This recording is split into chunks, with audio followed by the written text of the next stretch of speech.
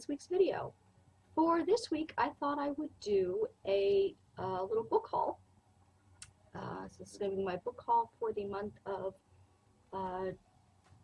September, let's say, September, October. We're in October now. But yeah, so let's say this week's book haul. Let's just say that. We have a couple of Harlequins and a couple of paperbacks. So let's get started. I will show them and read the blurbs, and yeah. So this one is called The Spaniards' Baby of Revenge, which on the hierarchy of worst reasons to have a baby ranks just below to keep our relationship together and make it stronger. That would be number one. Revenge, I think, would fall under number two. But let's read the back blurb and see what exactly is going on here. Antonio Herrera's plan is simple: persuade innocent Amelia de Salvo to sell the shares in his rival's business. But what the Spanish billionaire didn't plan on was their intense connection. Now Antonio has only one aim: the ultimate seduction. So he's stunned to discover their 9-month consequence. To secure his heir, he'll do the unthinkable, and shockingly pleasurable, and make Amelia his wife. So that is a gorgeous, gorgeous dress. That is a gorgeous maternity evening gown. So pretty. So that's the first one. The next is one of my favorite cowboy romance authors, Macy Yates, with Broke Down Cowboy, a Copper Ridge novel. And she does contemporary cowboys. And there are lines best friends shouldn't cross. But in Copper Ridge, I keep wanting to say Cooper Ridge. In Copper Ridge, Oregon, the temptation might be too much. If practice makes perfect, Connor Garrett should be world champion of being alone. Since losing his wife, he's concentrated exclusively on his family's ranch, until Felicity Foster needs a place to stay and Connor invites her to move in temporarily. That's what friends do. What friends don't do? Start fantasizing about each other in their underwear, or out of it. Since high school, Felicity? Really? That's a weird sort of shortening of her name. Has kept her raging crush in check. But helping Connor rebuild his life only reinforces how much she longs to be a part of it. One explosive encounter and she'll discover that getting what you always wanted can feel better than you ever dreamed. Friends to lovers, I am here for you. I love it, I love it, I love it.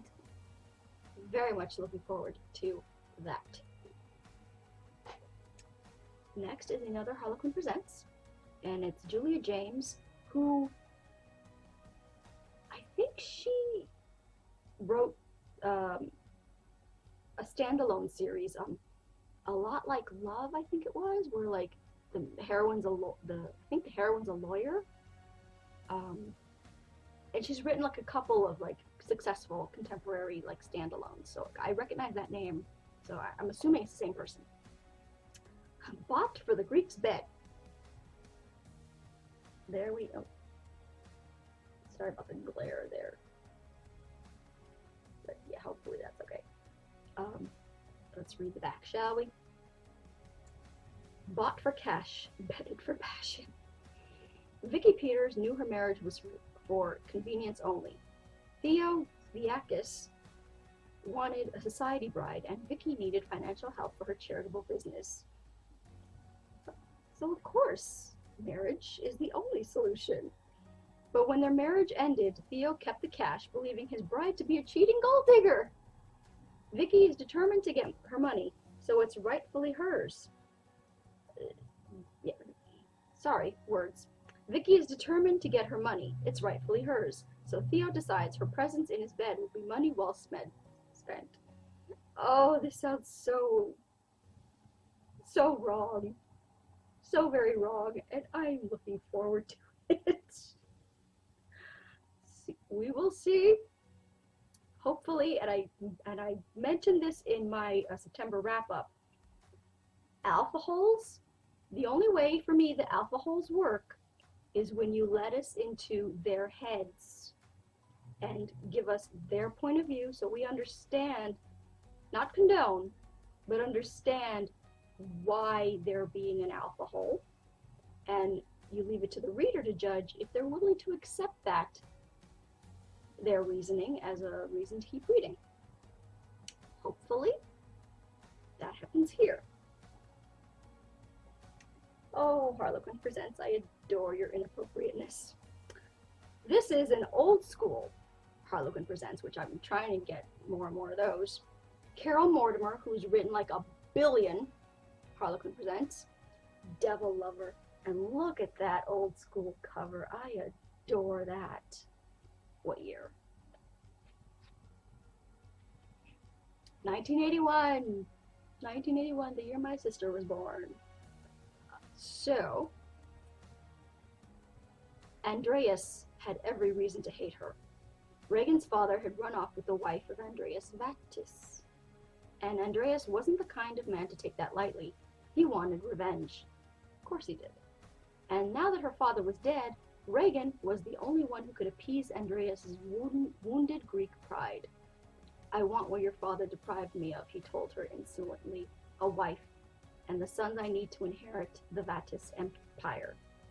Regan knew how much he despised her, and she would never willingly give him what he so ruthlessly demanded. I'm so looking forward to this. I love my Harlequin Presents. I love the inappropriateness. I love the overbearing alcohol heroes. But again, as long as we are let into their heads and understand why they're doing what they're doing, and then are able to judge for ourselves whether what crosses the line for us, because everybody's line is individual.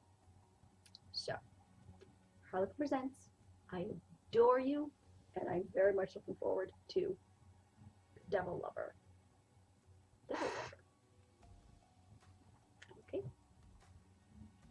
Next one, Recipe for a Perfect Wife by Karma Brown.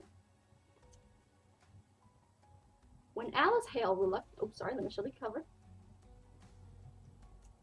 She looks very, Mad Men. When Alice Hale reluctantly leaves New York at a promising career in publicity to follow her husband to the suburbs, she is unaccustomed to filling her days alone in a big empty house. But after she finds a vintage cookbook buried in a box in the old home's basement, she becomes captivated by the book's previous owner, a 1950s housewife named Nellie Murdoch. As Alice cooks her way through the past and settles into her new surroundings, a bit too enthusiastically to the concern of her family and friends, she realizes that Nellie had left tantalizing clues about her life amidst the recipes, including a mysterious series of unsent letters. Soon, Alice learns that while baked Alaska and meatloaf 5 ways seem harmless, Nellie's secret may have been anything but. When Alice uncovers a sinister, even dangerous side to Nellie's marriage and becomes increasingly dissatisfied with the mounting pressures in her own relationship, she begins to take control of her life and protect herself with a few secrets of her own. Oh, I'm looking forward to this. I love those kind of like, I don't know if we're ever going to get like sort of Nellie's point of view, like the whole like 2 timeline things. I don't know if this is going to do that, but I love sort of like the heroine like discovering these like secrets, either like in her own family, or like this, like she finds like a box of something that belonged to like a woman, and she discovers like secrets like through that, and I adore those kind of books so very, very much. Definitely looking forward to this one. And finally, we have one of my absolute auto-buy authors, Lorraine Heath, Texas Destiny. I love Lorraine Heath so much. She does historical romances, and I adore them. They are like, the ones that I've read are like highly emotional, sexy, romantic, just so good. She was his brother's bride. Arriving on the Fort Worth train, Miss Amelia Carson, mail order bride, had never met Dallas Lee, the Texan she promised to marry. The tall cowboy at the station wasn't Dallas. He was Houston. Really? Dallas's brother, sent to escort her on the rugged 3-week trek to the ranch where Dallas waited. Brought up in war-ravaged Georgia, Amelia thought Dallas's letters made Texas sound like heaven, a place for her dreams to grow with the right man beside her. By all appearances, Houston Lee would hardly be considered the right man. The war he survived had scarred him inside and out, and he was little competition for his handsome brother. But from the moment Houston met Amelia, he knew she possessed the courage this wild land needed. She had eyes that could see past his wounded face to his soul, and he would fight any man except his brother for her heart. Now he and Amelia were riding down dangerous trails, sleeping under the stars, and God help them, they were falling in love. This sounds like it gonna make me cry.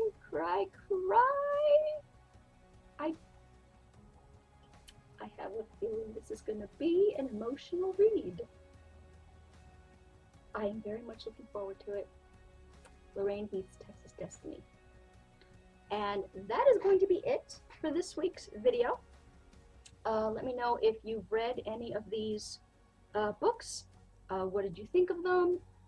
Without spoiling. Yeah, so like, comment, subscribe, do all the YouTube things, because that helps the video in like search results, like the YouTube algorithm, to help people find the video. And if you enjoy videos like these, make sure to subscribe, because I do my reaction videos, and I also do bookish videos, and I do sort of different kinds of videos, like movie reviews or like book reviews, whatever sort of tickles my fancy. Yeah, so that's going to be it. Follow me on Twitter at twitter.com/authorejamie. Like my Facebook page at facebook.com/authorejamie, and I will talk to you guys next time. Bye.